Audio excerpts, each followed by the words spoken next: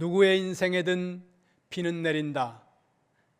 이 말은 미국의 작가이자 강연자로 이름이 알려진 수산 케인이라는 분이 자신의 저서 콰이어트에서 언급하고 있는 말입니다. 그런가 하면 한국에 이수인이라는 시인이 있는데 이분이 1996년에 발간한 시집의 제목도 동일하게 누구의 인생에든 비는 내린다라는 겁니다. 누구의 인생에든 비는 내린다. 이 말의 의미는 비는 어디나 내리는 것처럼 모든 사람들의 인생에 문제는 동일하게 발생하고 문제가 없는 인생은 살아있는 인생 중에는 없다는 말씀입니다. 단 한 사람도 예외 없이 우리는 인생을 살아가면서 수많은 문제들과 만나는 것, 그것이 우리의 삶이라는 겁니다. 그거는 남녀를 막론하고 고하를 막론하고 노소를 막론하고 종교를 막론하고 모든 사람들에게 동일하게 적용된다는 거죠. 때로는 자신의 의지와 상관없이 초대하지 않은 불청객처럼 고난이 우리의 삶에 불쑥 찾아올 때가 있다는 것입니다.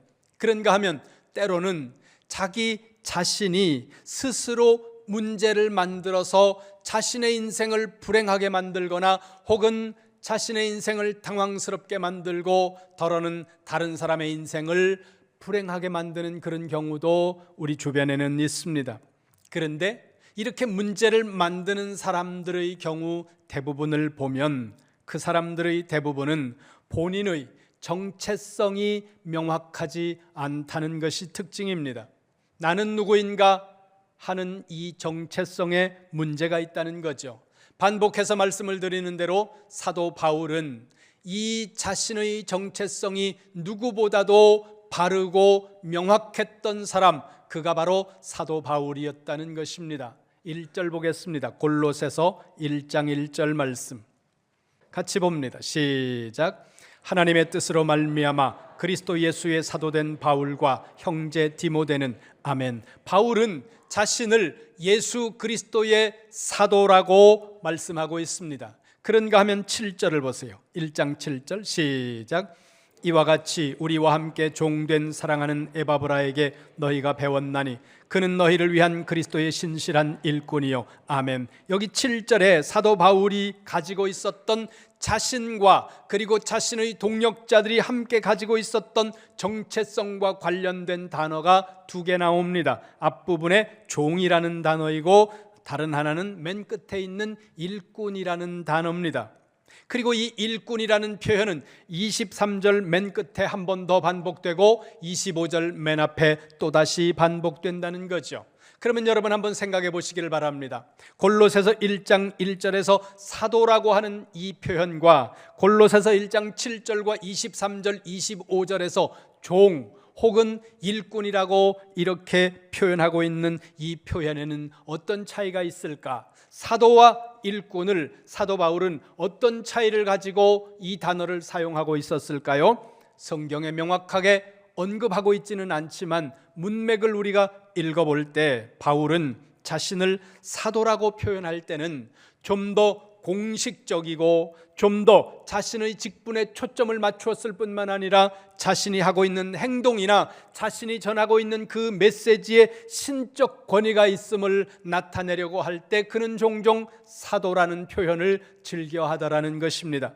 그런가 하면 종 혹은 일꾼이라는 표현을 사용할 때는 자기 자신을 한없이 낮추고 바울 자신이 마땅히 감당해야 하는 그 일에 초점을 맞출 때 바울은 일꾼이라는 표현과 종이라는 표현을 즐겨하더라는 것입니다.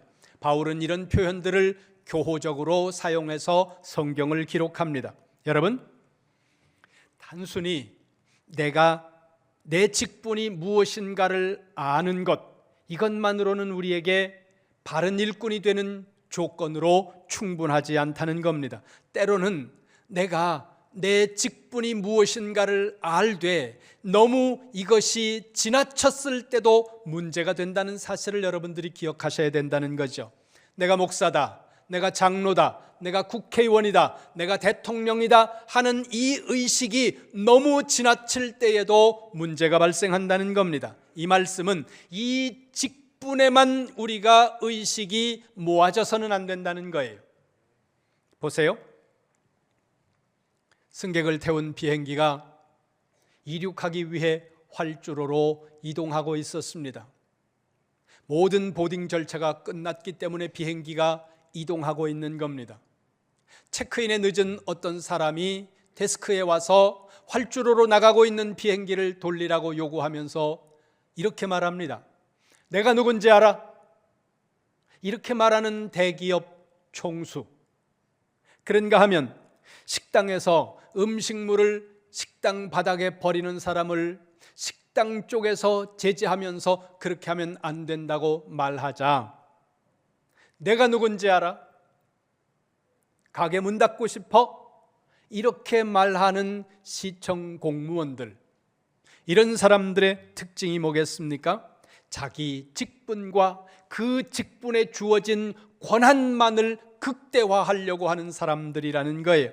자신이 가지고 있는 권위와 자신이 가지고 있는 힘과 그리고 그것을 통해서 얻을 수 있는 내 이익에 집중하고 그렇게 극대화시킬 때 자신을 한없이 높이려고 하는 문제가 발생한다는 겁니다. 부조리한 일이라는 거죠. 이 사람은 아직 자기의 정체성에 대해서 명확하게 인식하고 있는 사람이라고 보기 어렵다는 사실입니다. 그렇다면 우리에게 무엇이 더 필요할까요? 오늘 본문으로 갑니다. 29절 말씀입니다. 29절 말씀, 골로새서 1장 29절 말씀 함께 봅니다. 시작.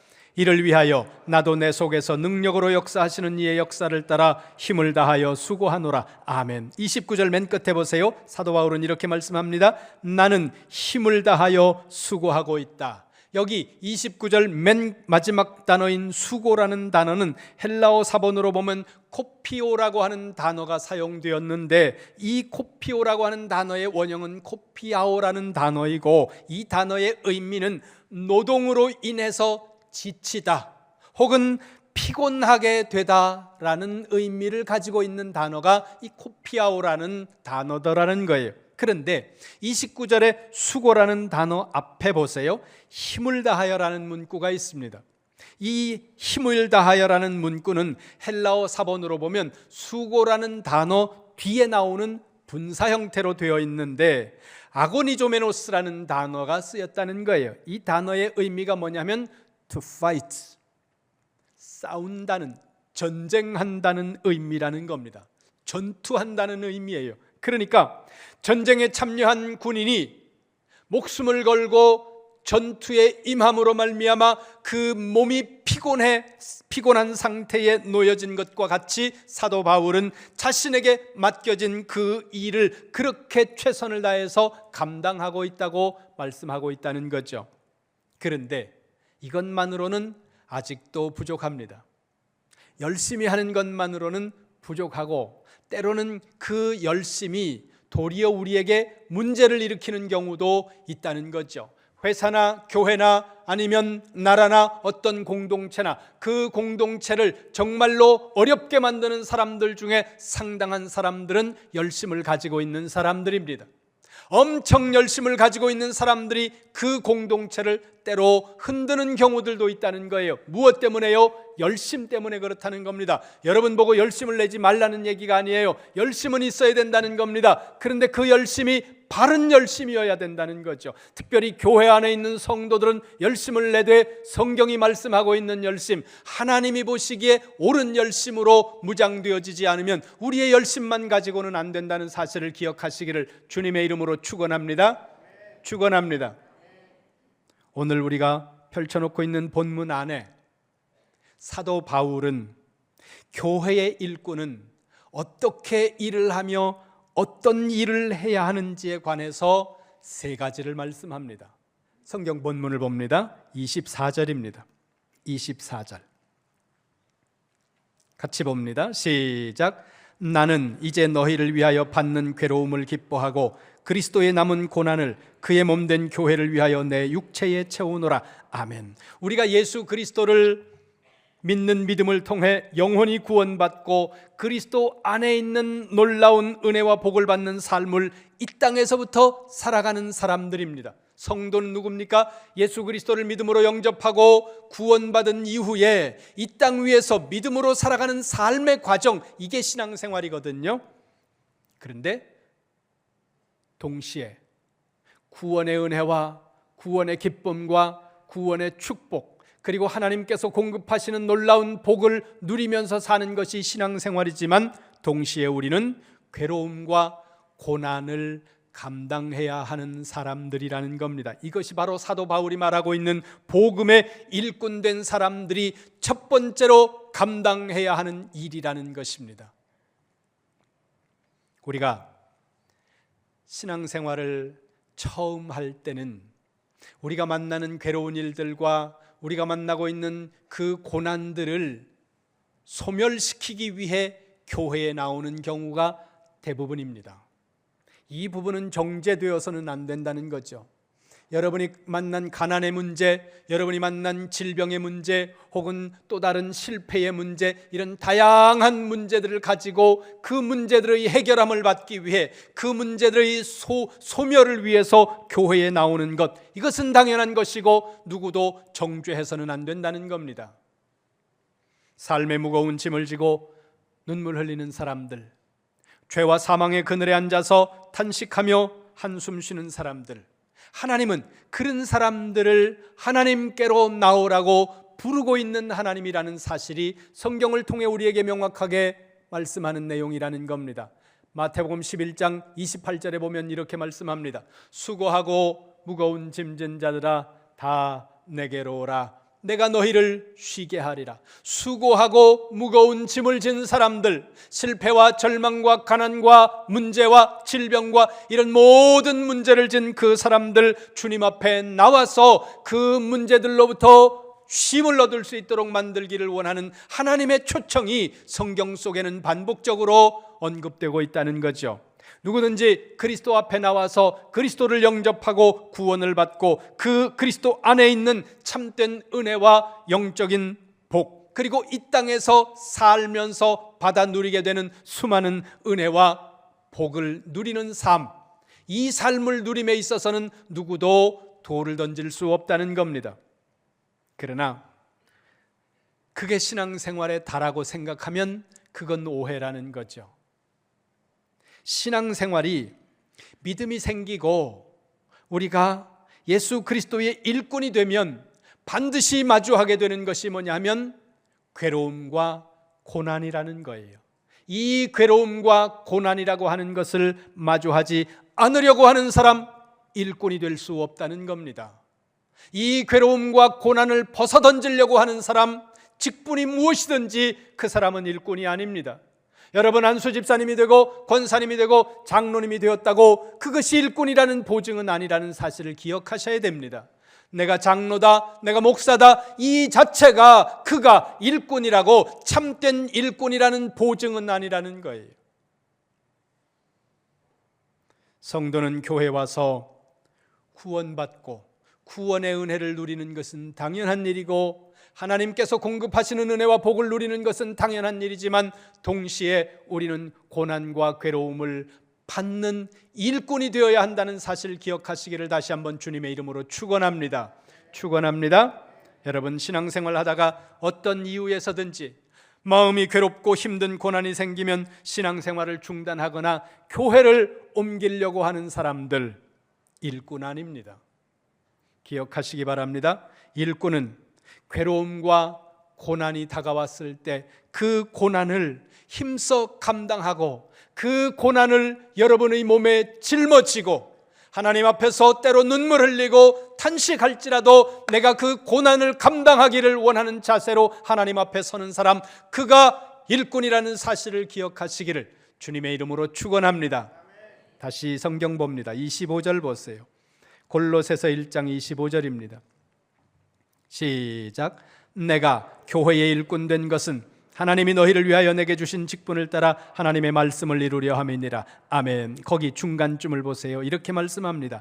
내게 주신 직분을 따라 하나님의 말씀을 이루려 함이니라. 사도 바울은 내게 주신 직분으로 하나님의 말씀을 이루려 한다. 이것이 복음의 일꾼된 사람들이 두 번째로 하는 일이라는 겁니다. 무엇이요? 하나님의 말씀을 이루는 일입니다.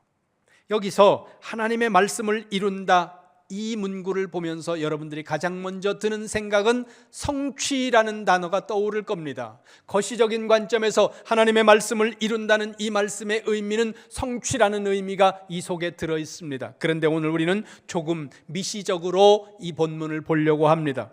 이 부분을 영어로 봤더니 이렇게 되어 있어요. 번역마다 조금씩 차이는 있지만 to present, present이 뭐예요? 드러낸다는 거예요. 누구에게? to you, 저 사람에게 드러낸다는 거예요. 그러니까 여기 성취한다는 이 말씀의 의미가 드러내는데 무엇을 드러낼 것인가? 거기 뒤에 보니까 in its fullness, 채우는 것을 통해서 드러낸다는 겁니다. 그러면 무엇을 채우는 것인가? The word of God, 하나님의 말씀을 채우는 방식으로 하나님을 드러내는 것, 이게 말씀을 이루는 것이라는 겁니다. 누구를 향해서 드러내는 거예요? 저 사람을 향해서 드러내는 거예요. 그런데 무엇을 통해서 드러내는 거예요? 하나님의 말씀을 나에게 채우는 방식으로 저 사람에게 하나님을 드러내는 것, 그것이 오늘 말씀을 이루는 방법이라는 겁니다. 여기서 오해하시면 안 됩니다. 하나님의 말씀을 충만하게 채우는 방식으로, 그러니까 우리가 제일 먼저 생각할 수 있는 것이 말씀을 가르치는 것을 생각할 수 있습니다. 말씀을 가르치는 것이 이 속에 포함되기도 합니다. 그러나 이 말씀의 핵심은, 오늘 본문의 핵심은 하나님의 말씀을 내 안에 채워서 변화된 나의 삶과 나의 성품을 가지고 저 사람에게 내가 하나님을 드러내는 거예요. 이것이 하나님의 말씀을 이루는 겁니다. 여러분, 우리는 무엇으로 하나님을 사람들에게 보여줄 수 있습니까? 복음으로 말미암아 변화된 우리의 성품과 우리의 삶으로 하나님을 사람들에게 보여주는 거예요. 이것이 없으면 사람들은 이렇게 말합니다. 너나 잘해. 세상 사람들은 우리의 말을 통해 하나님을 보기를 원하지 않습니다. 세상 사람들은 우리의 삶과 우리의 변화된 성품을 통해서 하나님을 보기를 원한다는 거예요. 그러니까 우리가 세상 사람들에게 하나님을 보여줄 수 있는 건 뭐예요? 복음을 통해 변화된 우리의 성품과 우리의 삶을 통해서 하나님을 보여준다는 거죠. 계속 반복해서 드리는 말씀이 갈라디아서 5장 17절부터 23절까지에 보면 육체의 열매와 성령의 열매를 대조하면서 사도 바울이 말씀을 진행하고 있는데, 육체의 열매도 그렇고 성령의 열매도 그렇고 대부분이 무엇과 관련되어 있습니까? 성품과 삶과 관련되어 있다는 거죠. 특히 갈라디아서 5장 22절과 23절에 나와 있는 성령의 열매의 거의 모두는 성품의 변화입니다. 삶이라는 거예요. 그러니까 여러분, 교회에서 많은 일을 하려고 너무 올인하지 마세요. 교회가 개척교회거나 교회가 작을 때는, 여러분, 제가 경험을 해보니까 정말 일손이 딸려요. 그런 상태에 있는 교회들은 한창 바쁠 때는 부직갱이라도 데려다가 일을 시키고 싶은 마음이 들 정도로 일손이 딸린다는 거예요. 이런 경우는 예외지만, 그러나 그런 교회가 아니라고 한다면 마태복음 10장 42절에서 예수님이 마르다를 향해 말씀하신 것처럼 몇 가지만 하든지 혹 한 가지만으로도 족하되 말씀을 채워서 변화된 나의 성품으로 사람들에게 하나님을 보여주는, 하나님의 말씀을 이루는 일꾼이 되시기를 주님의 이름으로 축원합니다. 너무 많은 일에 매여서 분주해지지 마시고 한 가지 일 혹은 두 가지 정도만 봉사하시고 말씀을 여러분 내면 세계에 채우셔서 말씀을 통해서, 복음을 통해서 변화된 여러분의 성품과 여러분의 삶으로 사람들에게 하나님을 보여주는 일꾼이 되시기를 주님의 이름으로 축원합니다. 축원합니다. 한 곳 더 봅니다. 성경 골로새서 1장 28절로 갑니다. 28절 말씀 같이 봅니다. 시작. 우리가 그를 전파하여 각 사람을 권하고 모든 지혜로 각 사람을 가르침은 각 사람을 그리스도 안에서 완전한 자로 세우려 함이니 아멘. 28절 다시 보세요. 우리가 일꾼이죠. 일꾼들이 예수님을 전하고 사람들을 권면하고 지혜로 사람들을 가르치는 그 모든 목적은 사람들을 완전한 자로 세우려 하는 것, 이것이 복음의 일꾼이 해야 되는 세 번째 일이라는 겁니다. 그러니까 일꾼된 사람들이 최종적으로 목적하는 것이 뭐예요? 자기 사람 만드는 게 아니에요. 당을 짓는 게 아니고 편을 가르는 게 아닙니다. 그럼 일꾼으로 세워진 사람들이 해야 되는 게 뭡니까? 사람을 완전한 자로 세우는 것, 그것이 일꾼으로 세워진 사람들이 목적해야 하는 일이라는 겁니다. 그럼 여기서 말씀하고 있는 이 완전한 자라는 단어에 우리는 주목해야 된다는 거죠. 이 부분을 헬라어 사본으로 보니까 이렇게 되어 있습니다. 판타 안트로폰. 판타는 all 그런 뜻입니다. 모든 그런 뜻이에요. 안트로폰, 사람이라는 뜻입니다. 그 다음에 텔레이온, 완전한 그런 뜻입니다. 엔 크리스토, 그리스도와 함께, 그리스도 안에서, 그리스도와 더불어, 그런 뜻입니다. 자, 그런데 여기 엔 크리스토, 성숙한 사람이라는 엔 크리스토, 그리스도와 연합된 성숙한 사람이라는 거죠. 근데 여기 텔레이온이라는 이 단어를 우리는 완전함이라고 번역을 했는데 성숙한 혹은 흠이 없는 그런 단어의 의미를 가지고 있는 헬라어입니다. 근데 골로새서 1장 28절을 다시 보세요. 우리가 일꾼들이 글을 전파하며 각 사람을 권하며 가르치며 이런 일들을 통해서 사람이 그리스도와 연합된 성숙한 사람으로 자라간다는 거죠. 그런데 교회 안에서 성도와 성도 사이에 이런 일만 일어나는 것은 아닙니다. 교회 안에서 성도와 성도 사이에 서로 자라가고 세워주고 완전한 사람으로 하나님을 드러내는 이런 일들만 있는 것이 아니라 교회에 와서 상처받고 실족하는 사람들이 있고 넘어지는 사람들이 있고 그래서 교회에 왔다가 교회를 떠나가는 사람들, 다시는 교회를 나오지 않을 거야 이렇게 마음에 그렇게 옳지 않은 결심을 하고 있는 사람들이 대단히 많다는 겁니다. 그리고 그렇게 상처를 주는 사람들 혹은 사람들을 넘어지게 만드는 사람들의 대부분은 매우 교회를 오래 다닌 사람들이 차지하고 있더라는 거죠. 그러면 왜 그런 일이 발생하는 걸까요? 일꾼으로 세움받은 사람들, 그 일꾼을 통해 사람이 세워져야 하는데, 완전한 자로 세워져야 하는데 그 예수님의 기대와는 달리, 성경의 말씀과는 달리 왜 사람들이 넘어지는 안타까운 일들이 우리 교회 안에서, 공동체 안에서 발생을 하게 되느냐 그 말입니다. 그 이유는 다양합니다.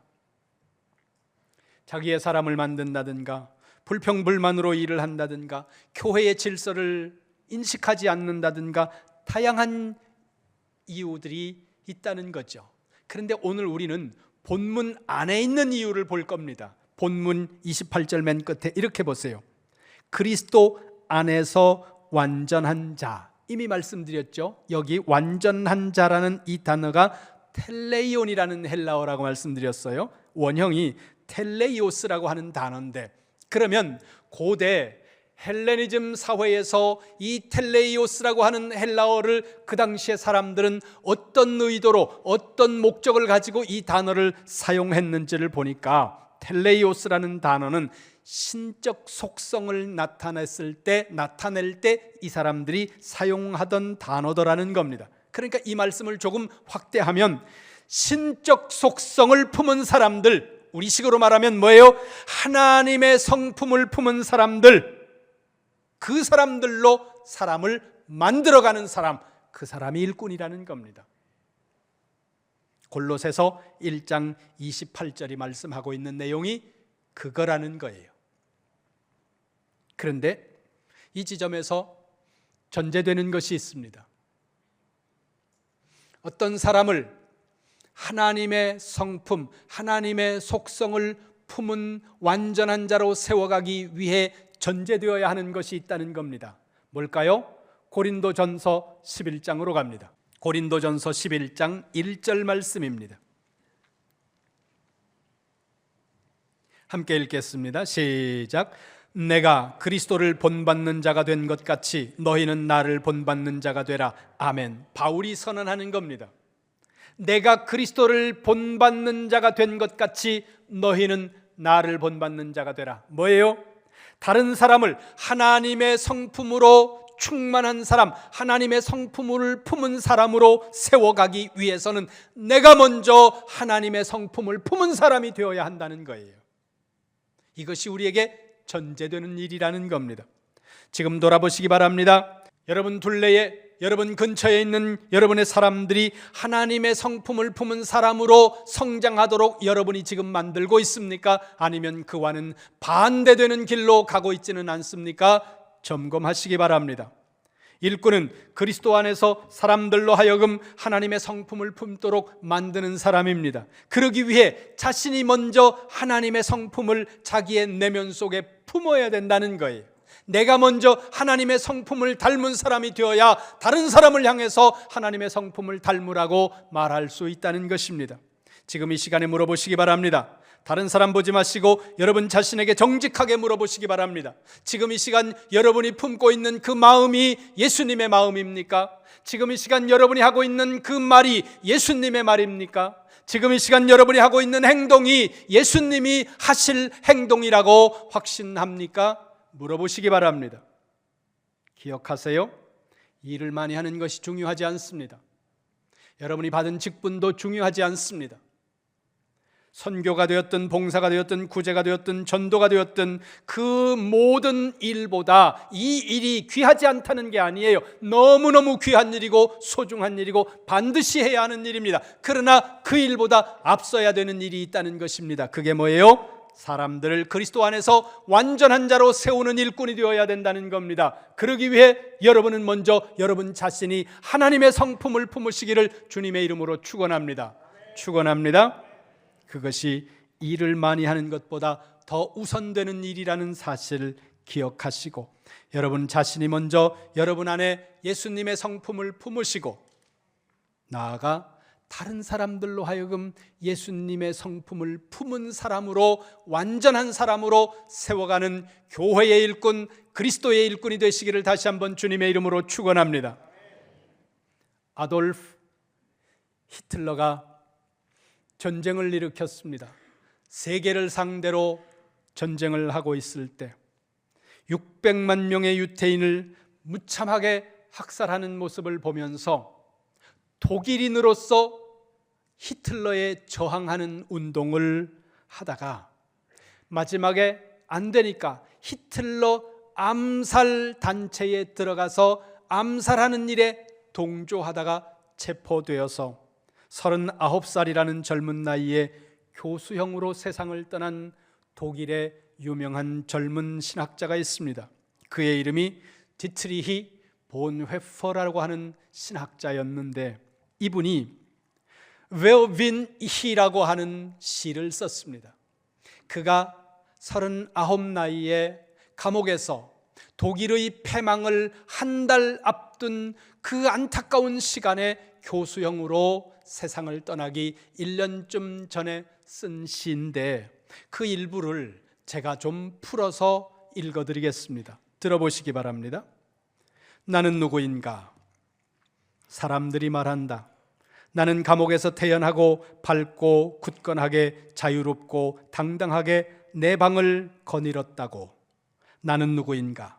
불안하고 그리움으로 가득하고 병든 새처럼 떨고 이유 없는 분노와 사랑, 힘든 일들과 약한 기억 속에 지친 나약한 외로운 사람, 나는 누구인가? 본회퍼는 감옥 속에서 끊임없이 묻습니다. 나는 누구인가? 사람들이 보는 나는 누구이고 내가 생각하는 나는 누구인가? 이 둘 사이에 있는 나는 누구인가? 끊임없이 자기 자신에 대한 정체성의 물음을 묻습니다. 여러분, 우리는 끊임없이 물어야 됩니다. 여러분 물으세요. 나는 누구인가? 매일매일 물으시고 순간순간마다 물으시기 바랍니다. 여러분은 과연 누굽니까? 지금처럼 살고 있는 여러분은 누굽니까? 지금처럼 그대로 살아도 될 것 같은지 여러분 물으시기 바랍니다. 여러분은 누굽니까? 정말로 여러분은 누굽니까? 여러분이 생각하는 여러분은 누구이고 사람들이 생각하는 여러분은 누구이고 주님이 생각하시는 여러분은 누구일 것 같습니까? 많은 일을 했다, 많은 업적을 남겼다, 그것 이전에 생각하셔야 된다는 겁니다. 바울은 말합니다. 나는 일꾼이다. 신앙생활을 하면서 만나게 되는 괴로움과 고난을 피하지 않고 담대히 짊어질 믿음과 자원함을 가진 나는 일꾼이다. 말씀을 내 안에 가득 채워서 변화된 나의 성품으로 다른 사람들에게 하나님을 드러내 보여주기를 원하는 나는 일꾼이다. 그리고 예수 그리스도와의 연합을 통해 사람들이 하나님의 성품을 품은 사람으로, 완전한 사람으로 세워지기를 원하는, 그래서 힘을 다해서 수고하는 나는 일꾼이다. 이 일을 위해 사도 바울은 말합니다. 나는 힘을 다하여 수고하노라. 여러분 모두 이와 같은 복음의 일꾼이 되시기를 주님의 이름으로 축원합니다.